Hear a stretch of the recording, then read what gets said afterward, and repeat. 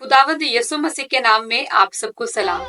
Daniel नबी का सहीफा उसका 9वां बाब और उसकी 23वीं आयत मुकद्दसा बयान करती है कि खुदा मुकद्दस दानियल को ए अजीज मर्द कह के पुकारता है और फरिश्ता मुकद्दस दानियल के पास आया और उससे कहा, मैं इसलिए आया हूँ ताकि तुझे बताऊं क्योंकि तू बहुत अजीज है और बेशक ईमानदार खुदा के लिए बहुत अजीज है। आइए हम देखते हैं कि मुकद्दस दानियल खुदा की नजर में किस तरह अजीज बने और मैं और आप खुदा की नजर में कैसे अजीज बन सकते हैं। जब हम मुकद्दस दानियल की किताब का मुताला करते हैं तो दुआ उनकी जिंदगी का मामूल था। वो हर रोज 3 बार खुदा के हुजूर दुआ करते। उनकी जिंदगी का दस्तूर, उनकी जिंदगी का मामूल, उनकी जिंदगी की आदत जो थी वो दुआ थी। और जब हम कलाम मुकद्दस का मुताला करें तो कलाम मुकद्दस बयान करता है कि वो खुदा के हुक्मों की फरमाबरदारी को अव्वल दर्जा देते थे।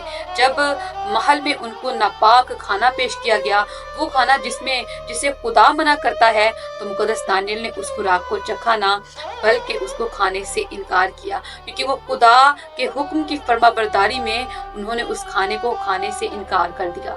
जब उन्हें ये कहा गया कि वो मूरत को सिजदा करें तो उन्होंने उस मूरत को भी सिजदा न किया बल्कि अपने खुदा की इबादत की और अपने खुदा को ही सिजदा किया।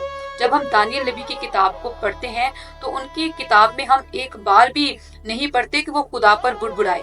हालांकि वो असीरी की हालत में थे, वो गुलामी में थे, बाबल में थे, लेकिन वो वहां पर भी डगमगाए नहीं बल्कि ईमान में खड़े रहे। जब उनको शेरों की मांद में डाल दिया गया तो फिर भी खुदा का बंदा ईमान में कायम रहा, इसलिए वो खुदा की नजर में अजीज तर था। क्योंकि वो महल में जब उसको मौका मिला तो उसने अपने खुदा की कुदरत के बारे में बयान किया। जब मैं और आप अपनी जिंदगी का मामूल दुआ बनाएंगे, खुदा के हुक्मों की फरमाबरदारी करेंगे, खुदा के हुक्मों के आगे झुक जाएंगे, उसकी इबादत करेंगे, उसकी प्रस्तिश करेंगे, हर हालात में ईमान में कायम रहेंगे, तो मैं और आप भी उसकी नजर में अजीज तर बन जाएंगे। आइए दानियल की तरह जिंदगी गुजारे और खुदा की नजर में अजीज तर बन जाइए।